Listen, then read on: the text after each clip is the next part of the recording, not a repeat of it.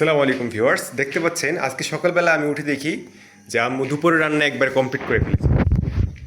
আজকে আম্মুর উপর অনেকটাই কাজের চাপ ছিল, যার জন্য আম্মু একা হাতে দুপুরের সমস্ত রান্না একসাথে শেষ করে ফেললো। তো দেখতে পাচ্ছেন এখানে কিন্তু বেশ কিছু আইটেম আছে, যেমন পাঙ্গাস মাছের ভাজি, মাংস, তারপর এটা হচ্ছে পাঙ্গাস মাছ দিয়ে মুখি, যেটা খেতে খুবই অসাধারণ লাগে। তারপর এটা হচ্ছে পেঁপে ভাজি।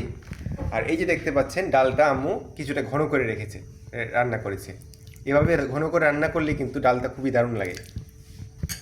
আর এইখানে সবশেষে দেখতে পাচ্ছেন অত্যন্ত দারুণ মজাদার এবং আমার ফেভারিট, এটা হচ্ছে মাছ পাতার চেপা।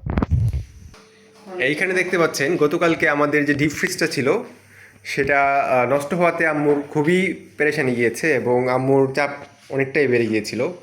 দেখতে পাচ্ছেন এই যে এখানে ডিপ ফ্রিজটা যখন আম্মু কাজ করছিল তখন এই যে এখানে গ্যাসের পাইপে লিক হয়ে যায়, যার জন্য মানে সমস্ত কিছু নামিয়ে ফেলতে হয় এবং আম্মুর কাজটা অনেক অনেক গুণ বেশি বেড়ে যায়। কিন্তু এত ব্যস্ততার মধ্যেও কিন্তু আম্মু তার রান্না বাকি রেখেনি।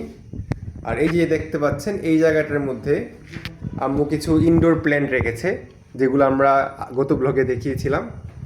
এটা হচ্ছে স্নেক প্ল্যান্ট এবং এটা হচ্ছে লাকি ব্যাম্বো, এবং এই যে এটা হচ্ছে ডাইফেন বাচিয়া। আর এই দুটো হচ্ছে অন্য কোন একটা জানি ইনডোর প্ল্যান্ট, তবে এই সবগুলো দেখতে খুবই গর্জিয়াস লাগছে। এখানে দেখতে পাচ্ছেন সাদা পাথরগুলো দেওয়াতে আরও বেশি সুন্দর লাগছে।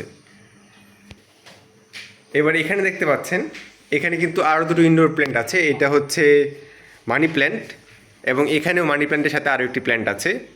এগুলোকে আম্মু একটি টবের সাহায্যে এইভাবে ঝুলিয়ে রেখেছে। যখন এটি কিছুটা বড় হবে তখন দেখবেন দেখতে খুবই দারুণ লাগবে। আর এই যে দেখতে পাচ্ছেন বাইরেটা, আজকে কিন্তু বৃষ্টি হয়নি, কিন্তু দিনটা অনেকটাই ঠান্ডা।